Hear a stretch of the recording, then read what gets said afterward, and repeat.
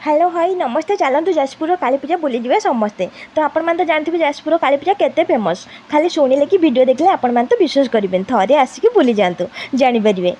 तो आपण मैंने जुआड़े भी बुली जातु सांगरे सब सान भाई कि भौणी को लेकिन जी ना आपण मान फटो वीडियो सब किए कर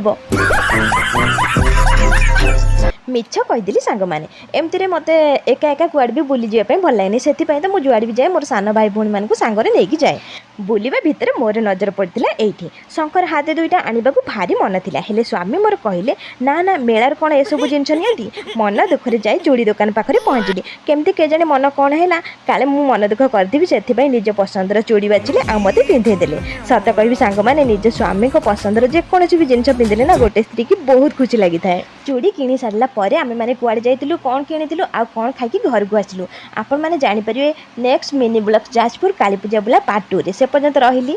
जय जगन्नाथ।